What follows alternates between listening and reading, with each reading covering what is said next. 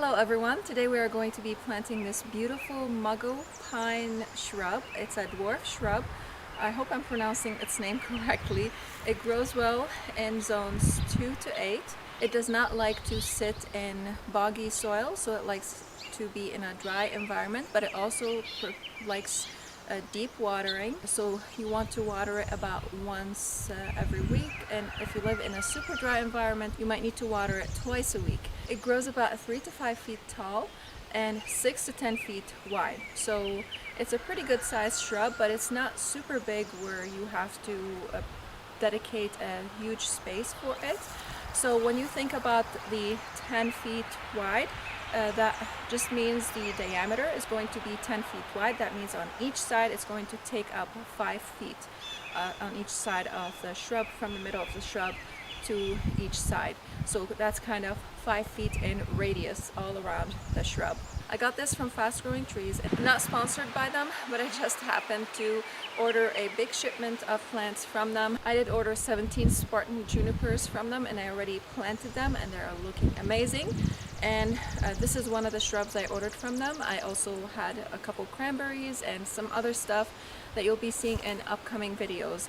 It looks like it's about to rain. Hopefully it's drizzling a little bit, so hopefully we will be able to get this done. The mugo pine also prefers a sunny location, so if you want to plant it in a full sun area, just like most evergreens do.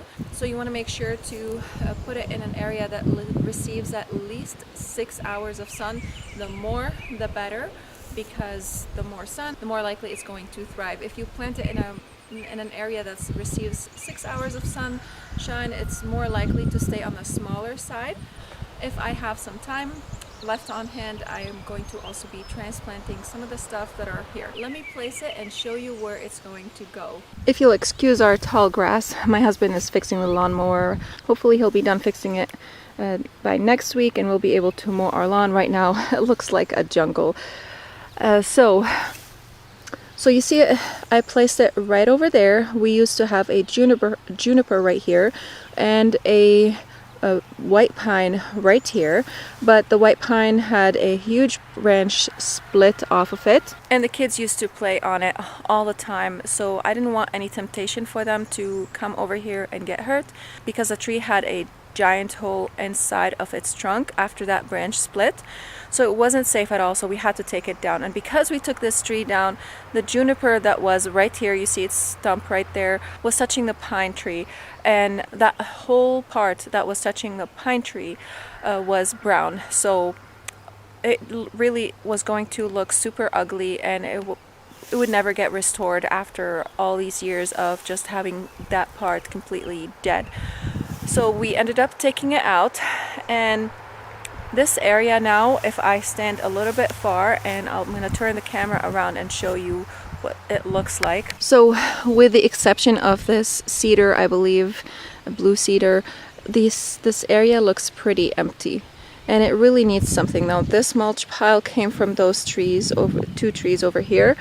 So I feel like I need to add some other evergreen element over here with a different color. This is you can see this cedar has some blue tint to it, and the mugo pine has a little bit of a darker green and some yellow in it, and it's also going to put out some candles. I will put a picture for you on the screen of the mugo pine so that you can see what it will look like at its mature size, or kind of what kind of shape it takes, to kind of get an idea of how this combination is going to look like. In the back, you see behind the fence there is an orange metal pole, and that is where our property line is. Now this fence is the neighbor's fence. They are going to be moving it slowly, and in probably right where the fence is, I'm going to be planting another Spartan juniper in the back. So we're going to have the pine over here, a Spartan juniper over here with its dark blue foliage, and with this cedar over here with its light blue foliage. So we are going to have a beautiful combination over here. This area I'm going to be leaving open because this is our neighbor's raised bed garden, her vegetable garden, so I want to make sure she receives plenty of sunlight for her vegetables and fruits that she plants here, because the sun rises from that area, and if we plant anything in here, that's going to just cover up her garden and not allow any sunlight to reach it. So I want to make sure to leave that open. Also, she's a really nice neighbor and we really like her, so I want to leave this open. We kind of, when we're working out here, we kind of visit each other in our gardens.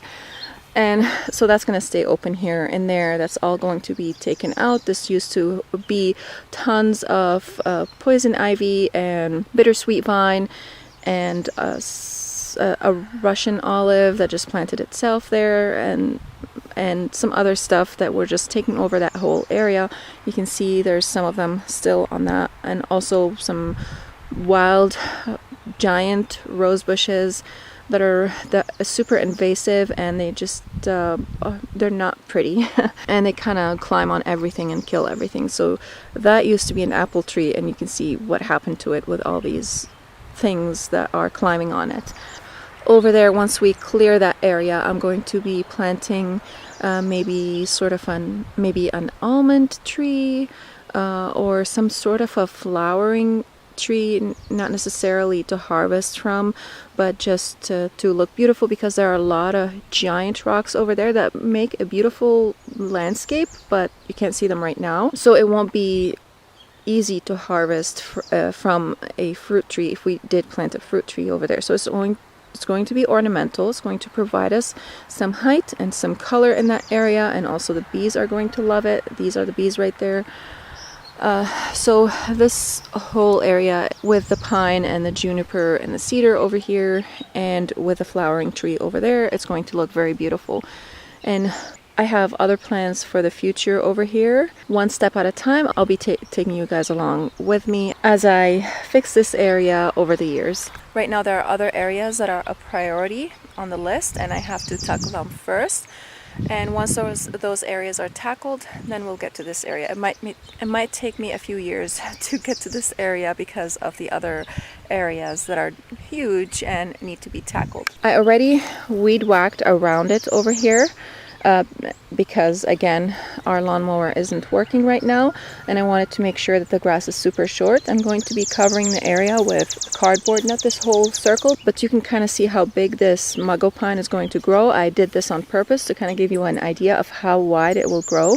So if you can see where it's sitting, that's the middle, and where the grass is edged, that's kind of the diameter of this mugo pine. That's what it will be like. And just imagine it growing also along this side over here. So that's how wide it will be. So now I'm going to dig a hole and I'm going to plant it. I'm going to be amending it with some holly tone, because that has a soil acidifier in it. Our soil is around 6.8 pH, and that's a little bit too high of a pH for evergreens. They prefer an acidic soil, and that's closer to the neutral, and that's why I'm using holly tone for that. If I notice any chlorosis on it, I'm going to be adding soil acidifier, but for now, and the first time when I plant it, I'm just going to see how it's going to do with just the holly tone on its own. And then once I plant it, I'm going to cover the area with cardboard just around it, not a big circle. And I'm going to take some of the mulch that's over here on this side and put it on the cardboard to suppress that grass that's growing around it and to stop the weeds from climbing all over it. So let's go ahead and plant it. So when you're planting any tree of any sort, you want to make sure to dig that hole 2 to 3 times bigger than the size of the root ball. And that is going to allow those roots to expand a lot easier, because the soil around them won't be compacted. When you have soil that you are walking on, it's grass, you're driving on it, it's going to be super compacted. So to allow those roots to expand and to grow easily, you want to dig around them and give them that space so that they can grow. Some people talk about adding some amendments like either compost in the hole, or adding some pine bark, or something if you have clay soil. And if you have any type of soil, there's always a person telling you to add something to the hole. It's a sort of a controversial topic, and some people say you shouldn't add anything, and some people say you should. My personal opinion is, if you have a really terrible soil, you want to add something to it. Our soil is bad and it gets sandy, but it's also compacted. So my concern about adding stuff to the hole is that the soil is going to hold on to water, and because this dwarf mugo pine does not like to sit in moist soil, I should not add anything to it because our soil is pretty well draining. So that's perfect for it. If our soil was super hard clay and wasn't very good at draining, then I would add something to it to break up that soil to allow it to drain a lot easier. You might even want to add a little bit of sand to make that soil a lot looser and to allow it to drain easier. Now the plant of course is going to grow its roots a lot bigger than the hole that you dug for it because it is a shrub or a tree. But once it reaches that point, then it's going to be pretty well established, and no matter what kind of soil you have, if it has already established itself, it's not going to struggle that much. If you notice that it's struggling, then you can add some soil amendment on the top to kind of balance your soil. It's drizzling right now, so hopefully I can still continue to film. If not, I'm going to have to stop and then come back after it stops drizzling. So right now it's drizzling. I decided to go ahead and plant it because in about an hour from now or less it's going to start raining pretty hard, and I want to make sure I'm going to be able to plant this. So I'm going to dig a hole about twice as big because our soil is pretty rocky over here, and I'll have to work extra hard to dig a really big hole, but twice as big is going to be pretty good, I think. There was a tree over here very close, so I might run into some roots in here, but I'll do my best to chop them up. So there's a root right here.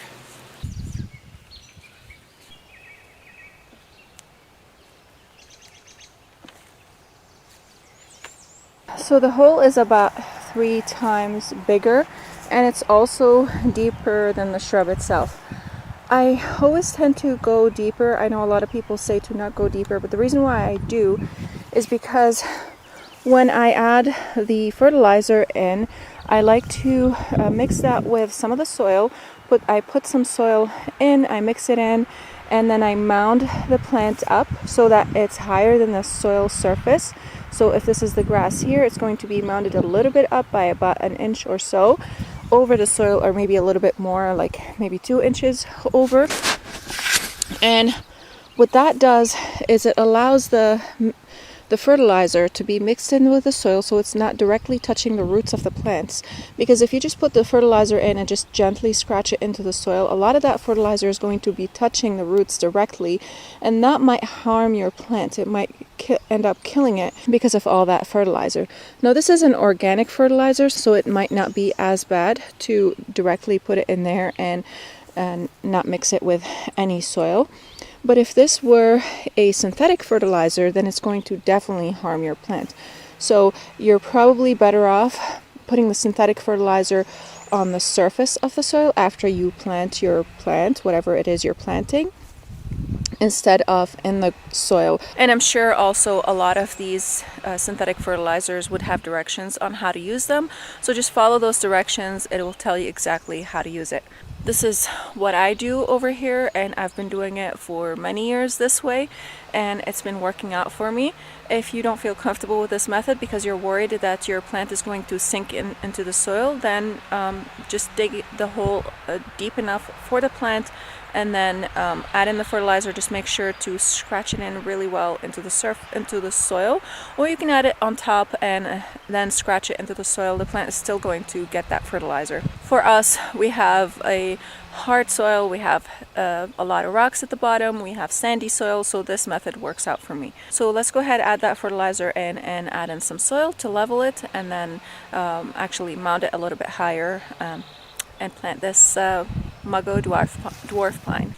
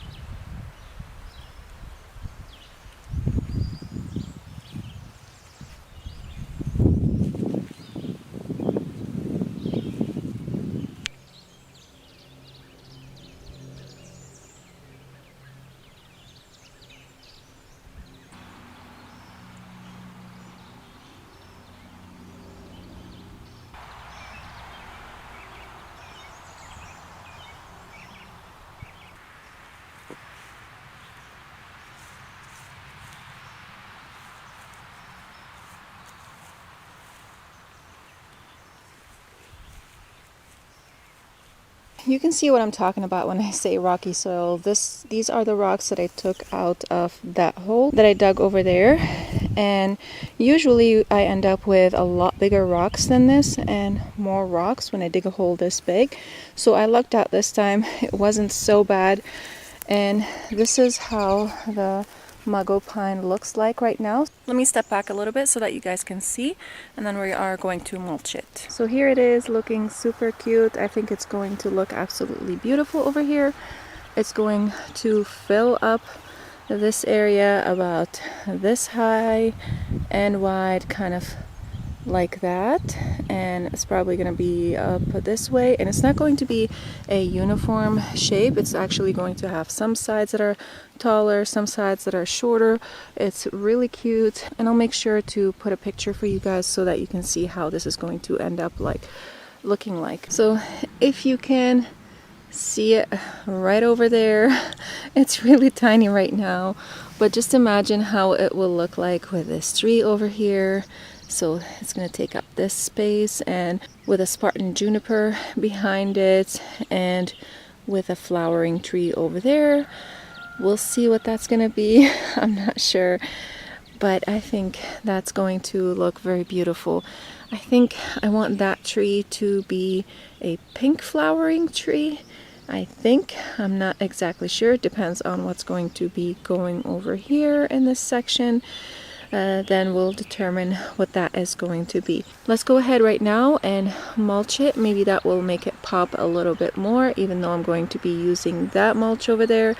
But because right now the pine is the same color as the grass, you can't really see it. So let's go ahead, put some cardboard and mulch it. And just like that, with a snap of a finger, it is now all mulched and looking pretty good. Of course, that took a lot more than a snap of a finger, but you can go ahead and try it at home. Try to snap your fingers and see what happens. If you have an area you want to mulch or a plant you want to plant, try it and see if it works. So I made the circle of mulch around it pretty decent, just because I don't want this to get mistaken for grass and get mowed. And I made sure to cover this whole area with cardboard around it, underneath the mulch. So there's about a 3-inch layer of mulch in here, and that's going to suppress the grass. It's going to kill it and make sure that it's not going to come back up again unless we have some Bermuda grass in this area, which we probably do. Then I'll just keep repeating the same thing, or I might have to spray it. Hopefully I won't have to spray any grass in here, but if I do, oh well. I'm going to keep trying with the cardboard and mulch, but Bermuda grass is pretty aggressive and we have a lot of it in here. One thing I forgot to mention about the mugo, I don't know how to pronounce it. Mugo pine is that it has a slow growing rate. So you can plant it in a pot if you want to have it on your patio, or you can also plant it in the front of a border if it doesn't receive a lot of sunlight, not at the absolute front, but you know, kind of like what's probably going to be happening over here. So we're gonna have the juniper in the back, then the mugo or mugo pine in the front, and then in front of that there's going to be some planting as well. And then behind it I was thinking I could probably fit some tall flowering plants. There are some plants that grow 5 feet or taller, and that's going to provide some bloom and some kind of wispy texture between both plants, because right now, even after both trees grow, it's going to still have a gap in between. It's not going to be a huge gap, but it's going to be a gap big enough where I can fill in with some plants. Of course, you have to keep in mind that if you are planting trees like I am, evergreen trees, or any sort of a tree, to give it some space so that it can receive sunlight. So those plants that I'm going to be planting should not be touching the tree. And maybe I shouldn't plant anything tall in front of it in the first place, just to make sure that that tree is going to stay green all year round and not going to be obscured by something that's going to block the sunlight from reaching it. So that's one thing to keep in mind. So let me take you just a little bit back over there to the front so that we can look at this in the opposite direction and see how it's going to look like, because now it's shining a little more. I know the grass is tall, so it's hard to see, but bear with me. So there it is right there. And if I step over here on this side, maybe now the picture can be a little bit clearer, so you can see it's going to be kind of in this shape like that and has a little more character. It also puts out these tall, beautiful candles in the summer. And just imagine the spruce in the back over there. I think that's just going to look very beautiful with all these colors that we have over here.